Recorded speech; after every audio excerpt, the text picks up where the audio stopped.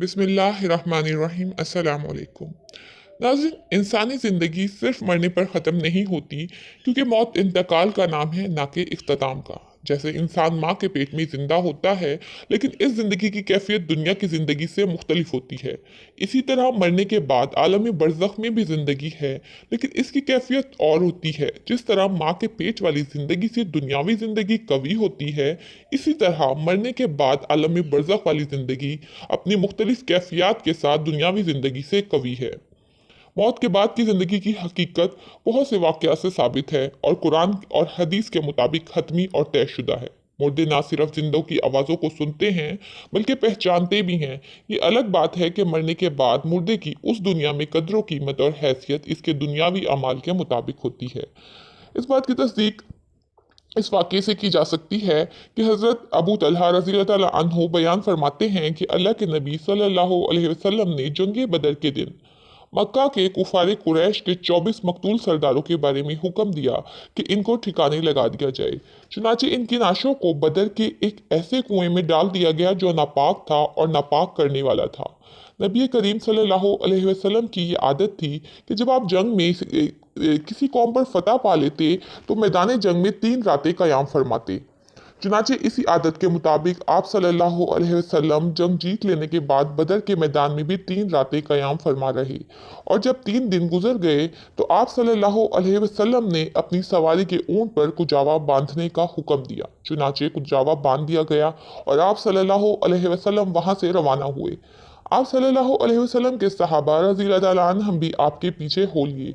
जब आप इस कुएं पर पहुंचे जिसमें सरदारान कुरैश की लाशें डाली गई थी, तो आप सल्लल्लाहु अलैहि वसल्लम इस कुएं के किनारे खड़े हो गए और सरदारों को इनका और इनके बापों का नाम लेकर पुकारना शुरू किया कि ए फला इब्ने फला, ए फला इब्ने फला, क्या अब तुम्हें ये अच्छा मालूम होता है कि तुम अल्लाह और इसके रसूल की अताअत करते?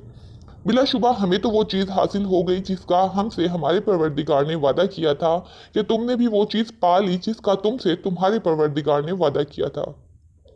इस मौके पर हज़रत उमर रज़ी अल्लाह अन्हु ने अर्ज़ किया, या रसूल अल्लाह, क्या आप ऐसे जिस्मों से गुफ्तगू कर रहे हैं जिनमें रूहें नहीं हैं? नबी करीम सल्लल्लाहु अलैहि वसल्लम ने इरशाद फरमाया, कसम है इस ज़ात की जिसके हाथ में मोहम्मद की जान है, इन जिस्मों से मैं जो कुछ कह रहा हूँ तुम इसको ज़्यादा सुनने वाले नहीं।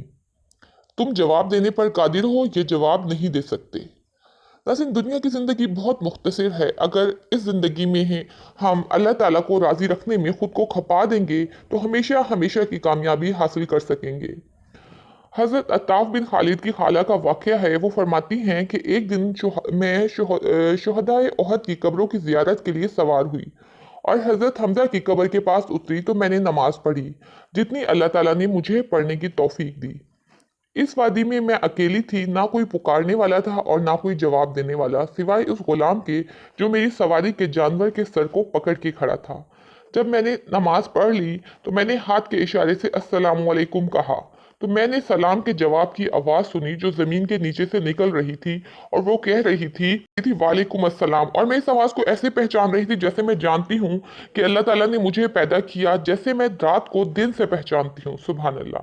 बस इस तरह के वाक़यात हमें अल्लाह ताला की रहमत के पेश नज़र कब्र और आखिरत से मुतल्लिक मायूसी से छुटकारा दिलाते हैं कि वो अल्लाह जो इस दुनिया में रहमान है, तो वो अपनी सिफ़त रहीम के साथ हमारा आखिरत में भी इस्तकबाल करेगा। ये कि जिस तरह दुनियावी ज़िंदगी की हकीकत है, इसी तरह मौत के बाद की भी दुनिया है, लेकिन उसका इन्हिसार हमारे अमाल पर है। अल्लाह पाक हम सबको इस मुख्तसर ज़िंदगी में आने वाली ज़िंदगी की तैयारी करने की तौफ़ीक अता फ़रमाए। आमीन।